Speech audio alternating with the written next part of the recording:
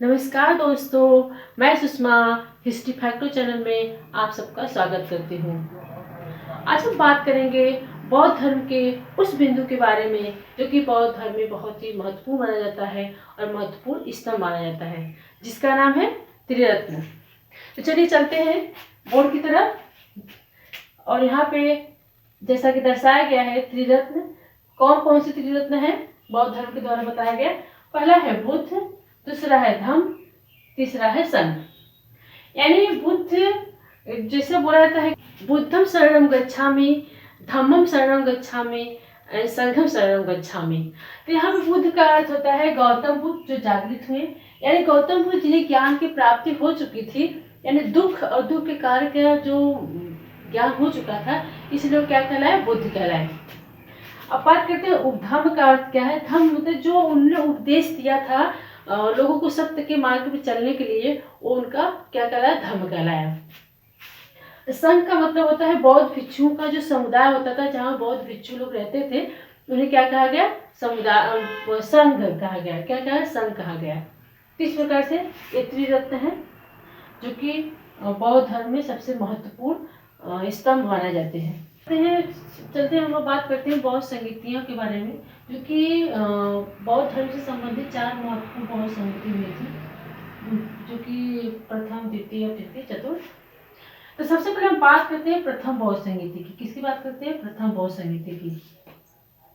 एक कब होता है, 483 ईसा पूर्व में होता है। और कहाँ पे होता है, राजगिरी में होता है। कहाँ पे होता है, राजगिरी में होता है, जो कि आज आधुनिक बिहार में ये स्थित है। और इसमें शासक कौन थे, अजातशत्रु थे, जो किस वंश के थे, हर्यक वंश के थे। और इस समय जो अध्यक्ष थे वो कौन थे, महाकश्यप थे। इसके अध्यक्ष कौन बनाए गए थे, महाकश्यप को बनाए गए थे। बताया जाता है कि ऐसा माना जाता है कि प्रथम बौद्ध संगीति जो हुई थी, इसमें 500 लोग सम्मिलित हुए थे। कितने, 500 लोग सम्मिलित हुए थे, जिसे पंचशतिका कहा जाता है। क्या कहा जाता है, पंचशतिका कहा जाता है। पंचशतिका कहा जाता है। और इस संगीति बुलाने का उद्देश्य ये था कि जो गौतम बुद्ध के द्वारा ज्ञान उपदेश जो बताए गए हैं, उसको लिपिबद्ध किया जाए, जिसमें कि आनंद के द्वारा क्या लिखा गया था, आनंद के द्वारा सुत्त पिटक लिखा गया था। आनंद का क्या गया, सुत्त पिटक। सुत्त पिटक किसने लिखा था, आनंद ने। और वही अगर बात करते हैं विनय पिटक का,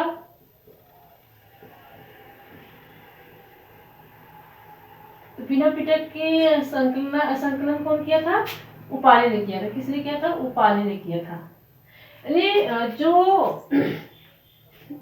गौतम बुद्ध के द्वारा जो उपदेश दिए गए थे, जो बातें बताए गए थे, दुख का कारण, दुख निवारण, जो भी चीजें, इन सबको ये बौद्ध संगीति जो हुई थी, इसको संकलित करने का यहाँ पे प्रयास किया गया है, जिसको जो त्रिपिटक में सुत्त पिटक जो है आनंद के द्वारा लिखा गया है। किस संगीति में, बौद्ध संगीति, प्रथम बौद्ध संगीति में लिखा गया है। अगर बात करते हैं विनय पिटक का, तो विनय पिटक जो है उपाली के द्वारा लिखा गया है, जो कि वो भी बौद्ध संगीति में, प्रथम बौद्ध संगीति में लिखा गया है।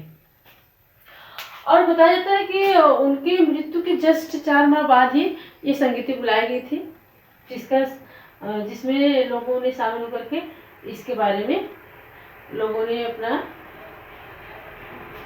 विचार विमर्श किया था इसमें। बात करते हैं तृतीय बौद्ध संगीति की।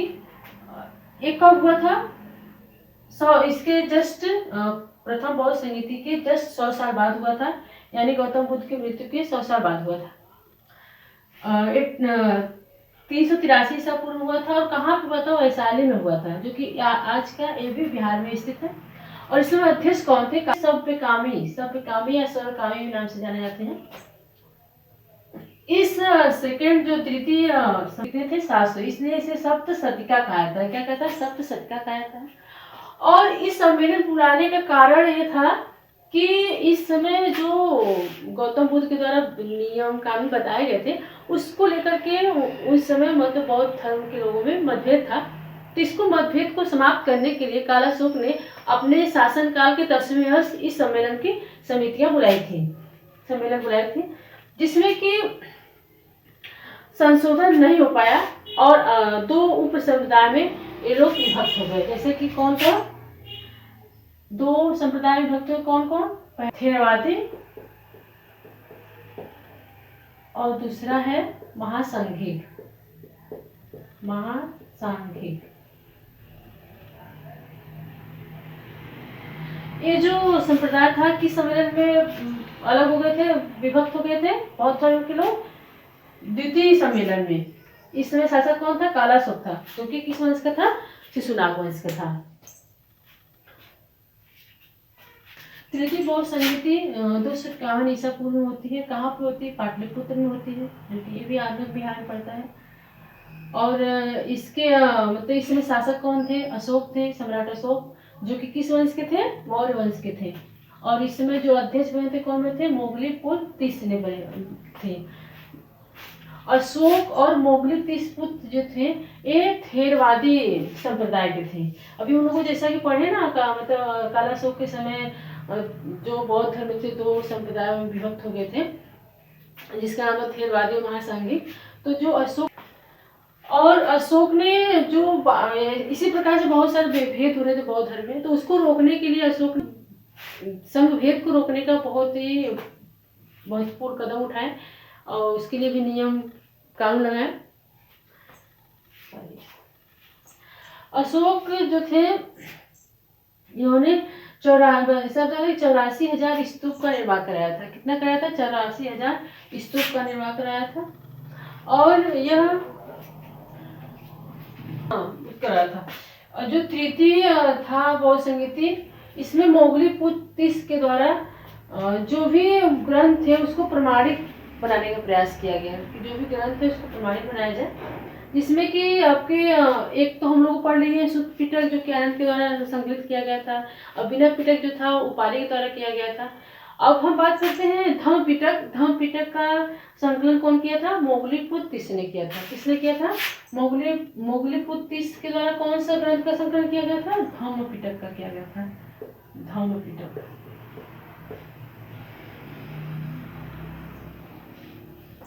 और इस संहिता में बौद्ध ग्रंथ को प्रमाणिक रूप से बनाने का प्रयास किया गया था। अब बात करते हैं चतुर्थ बौद्ध संहिता की, जो कि कब हुआ था? प्रथम सदी के ईसा पूर्व हुआ था। और स्थान ये कहाँ पे हुआ था? कुंडलवन यानी कश्मीर, जम्मू कश्मीर में हुआ था। और इसमें जो शासक कौन थे? कनिष्क थे। किस वंश के थे? कुषाण वंश के थे। और इसमें अध्यक्ष कौन थे? वसुमित्र थे। और उपाध्यक्ष कौन थे? इसमें उपाध्यक्ष थे अश्वघोष। कौन थे? अश्वघोष। कौन थे? अश्वघोष। और इस समय जो इसके बारे में लोग पढ़े थे अशोक और मोगलीपुत्र थे वो क्या थे? थेरवादी थे। इस समय थेरवादी का बोलबाला था। लेकिन यही हम बात करते हैं जब चतुर्थ बौद्ध संहिता की, तो यहाँ पे किस संप्रदाय का बोलबाला था? महासंघिकों का बोलबाला था। महासंघिकों का बोलबाला था। और आगे चल करके यही जो थेरवादी और महासंघिक थे, इसी के तहत दो संप्रदाय का उदय होता है। इसे हम क्या कहते हैं? हीनयान और महायान। क्या कहते हैं? हीनयान और महायान।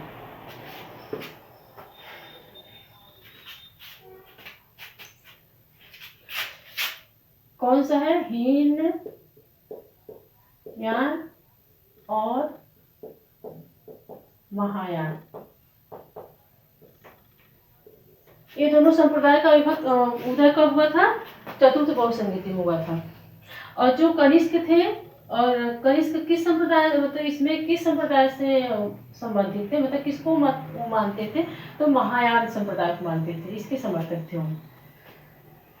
किस प्रकार से हम लोग पढ़ा? बौद्ध धर्म के जो 4 बौद्ध संहिता होती है ये बहुत ही महत्वपूर्ण होती है। एग्जाम में किसी भी तरीके से कहीं से भी इससे क्वेश्चन जरूर पुटअप होता है, जरूर पूछा जाता है। अब बात करते हैं त्रिपिटक, जो कि बहुत ही महत्वपूर्ण है। त्रिपिटक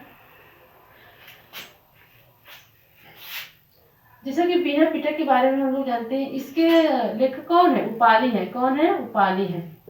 और इसमें क्या बताया गया? इसमें बौद्ध संघ के आचार विचार व नियम निषेध का संकलन, यानी जो उनके आचार विचार थे, उनके जो विचार थे और जो उनके नियम थे और जो उनके निषेधात्मक नियम थे, जैसे कि चोरी नहीं करना चाहिए, मतलब हिंसा नहीं करना चाहिए, झूठ नहीं बोलना चाहिए, ये सब बातें क्या थी? निषेधात्मक थी। ये सब नहीं करना चाहिए। ये सब किसमें संकलित है? विनय पिटक में। विनय पिटक में क्या है? उनके आचार विचार और नियम निषेध का संकलन किया है विनय पिटक में। और सूत्र पिटक की बात करते हैं, इसके संकलनकर्ता कौन है? आनंद है, जो कि गौतम बुद्ध के सबसे महत्वपूर्ण शिष्य माने जाते हैं। आनंद इन सूत्र पिटक में बुद्ध के उपदेशों और संवादों का संकलन है। इसमें क्या है? जो उन्हें मतलब उपदेश दिए थे, उपदेश उनका कि सत्य के मार्ग पर उनको कैसे चलना है, मतलब लोगों को जो सत्य के मार्ग बताए थे वो क्या था? उपदेश था। और जो संवाद किए थे लोगों के बीच, उस सब का संकलन किसमें है? सूत्र पिटक में है। अभी धम्म पिटक की बात करते हैं। यह है बुद्ध की आध्यात्मिक और दार्शनिक विवरणों का संकलन, यानी जो उन्हें अध्यात्म यानी जो संसार से परे होकर के बातें की थी, उस सब का संकलन। उनको जो जो दर्शन थे, जो दार्शनिक बातें किए थे, उस सब का विवरण किसमें मिलता है? आपके अभिधम्म पिटक में मिलता है। फिर आपका त्रिपिटक। हम बात करते हैं बौद्ध धर्म के सबसे महत्वपूर्ण संप्रदाय के बारे में, जो कि हीनयान और महायान है। हीनयान जो है थेरवादी संप्रदाय से इसका उदय होता है। हीनयान का किससे होता है? थेरवादी संप्रदाय या स्थविर संप्रदाय से इसका उदय माना जाता है।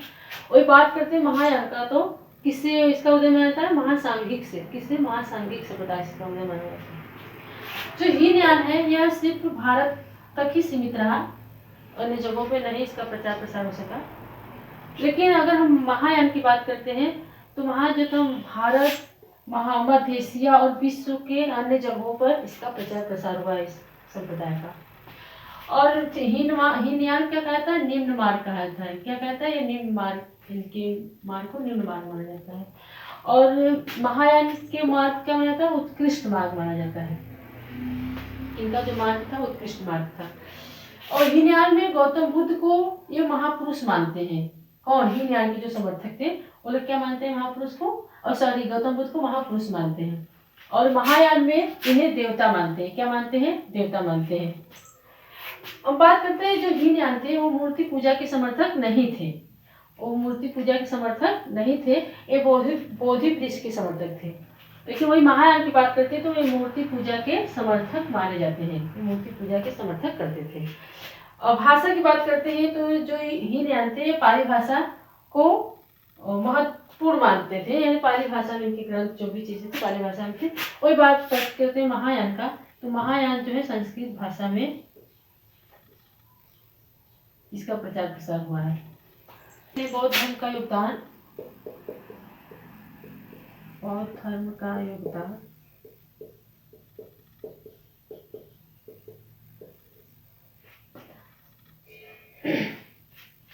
बौद्ध धर्म जो था ब्राह्मण धर्म की अपेक्षा बहुत ही सरल और सहज था, और साथ साथ जनतांत्रिक था। यानी इसमें ना ही जाति के आधार पे ना ही लिंग के आधार पे भेदभाव नहीं किया जाता था इनके समय में आने के लोगों को। और जो इसमें जो बौद्ध धर्म ग्रहण करता था उसे क्या कहा था? उपसंपदा कहा था। उपसंपदा। और जो गृहस्थ जीवन त्याग करके बौद्ध धर्म को अपनाता था उसे क्या कहा था? प्रवज्या। क्या कहा था? प्रवज्या। और प्रवज्या प्राप्त होने के बाद, जब प्रवज्या प्राप्त हुई तो उसे श्रम ऋण कहा था। क्या कहता? जब प्रवज्या प्राप्त कर लेता था उसकी वजह से मतलब क्या कहता? श्रम ऋण कहा जाता था। इस प्रकार से ये कुछ ये महत्वपूर्ण शब्द है जो कि एग्जाम के लिए मतलब बहुत महत्वपूर्ण है, जैसे कि उपसंपदा, प्रवज्या। या पाली भाषा का प्रयोग करके लोगों को मतलब धर्म के प्रचार प्रसार को अपना फैलाएं, जिससे कि आम भाषा थी। और वही संस्कृत की बात करते तो कठिन भाषा माना जाती है, जो कि ब्राह्मण धर्म की से संबंधित माना जाता था। तो इन्हें पाली भाषा का प्रयोग करके अपने मतलब आचार विचार नियम जो भी थे अपने देश को फैलाएं और लोगों को मतलब सही मार्ग पे चलने का मार्ग बताने का प्रयास किए। तो इस प्रकार से बौद्ध धर्म जो था बहुत ही महत्वपूर्ण माना जाता है।